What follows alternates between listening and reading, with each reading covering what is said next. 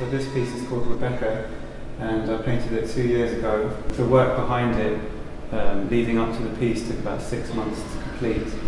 So then it's all from an original pencil drawing, a life drawing which I did of the girl who's in the portrait.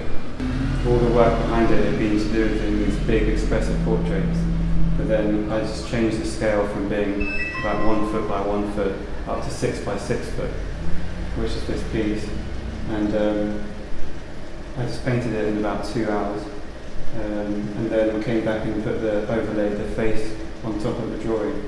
So it's all painted very expressively, very quickly, and then leave it to dry and come back and put in some small refined detail and white out some of the background. But what it's really about is talking about a new relationship with an individual, how I felt about that time. It really gives it, with the colours, it gives it that impression that it's something fresh and new. It's got that intensity. It's all very light, very energetic, very happy, and because it's so big as well, you kind of have to dance to paint the thing. That's pretty much how it was, really.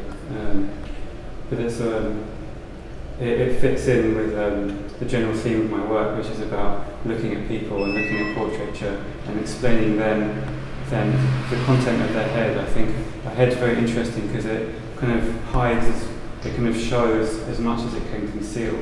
So trying to explain the inside workings of a person through paint, I think, is a good theme in my work. I think it's very difficult to do. It's a very interesting subject that you kind of never ending. So this piece is called Motiv, and it was an exploration into the ideas of property development, spaces being changed in the city, and I think it reflects that in the way that the technique is carried out in the painting. The idea of an explosion, kind of fantasy idea. It's a piece about thinking about the spaces that we have in London, and using them to the best of their ability, or creatively, exploring colour, exploring how you paint, thinking about maybe do something that's slightly cartoon-like, or do something that's very quick. The expressiveness is trying to convey that idea that maybe our city could be like this. And this is right outside my studio in St Newton. This is a housing estate which is just opposite us, and it was thinking about when this planning permission came up and there was this sign outside, I was thinking, oh, maybe it could be like this.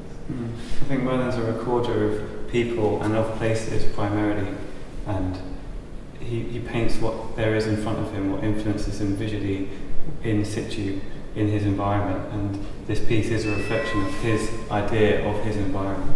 So you've got large block flat colours and built up spaces next to much more gestural painterly marks, and so you've got this whole conversation of language between how you feel about your environment and what there is in the environment, between being, you know, old steel and glass structures next to old abandoned brick buildings, next to piles of rubbish. It's all there, and it's reflected in the process of the painting. All of these things are about movement.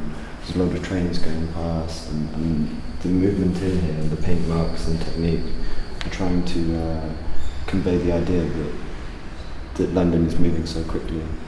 Maybe it's an idea to just sit there and stop and realise what that is, what it actually does to you, and actually living in a place that changes absolutely every day, all the time. I think the room as a whole is very much talking about our dreams and experiences, our reflections on the city and the people living within it. I think you've got everything underpinned from our sketchbooks laid out, which are the drawings that are underpinning all the paintings, back into the individuals in the paintings. They're all being referenced in quite an ethereal way. They're all kind of they're all very surreal in a way, but they are kind of taken from our version of reality. And I think that a lot of the cross-referencing between the styles is, you've got lots of spatial relationships at play that we find walking down the street. And definitely, I think it very much it has a storytelling to it, it has a narrative. Whether it be a dream narrative or an idea in a dream, or say it was someone's emotion, like you say with the sketchbooks. The sketchbooks basically have a natural narrative. Yeah, and processes take time to develop as well. And I think it's taken quite a few years of painting together to build that conversation between our work as well. Yeah, definitely.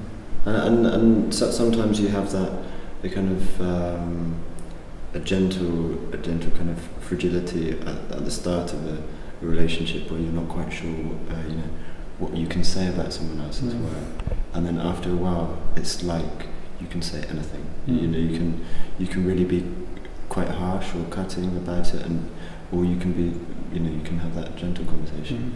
I think at the end of the day we respect each other, we respect each other's opinion enough to be able to be forthright with each other. Yeah. And I think we generally give succinct advice to each other as well, and I think that's probably quite a good foundation for our friendship as well. I think being able to give each other the correct advice when it's needed to say the right thing, as a friend does. Sometimes you can say the right thing. The right thing, exactly. Yeah. It's not sugar-coated. It's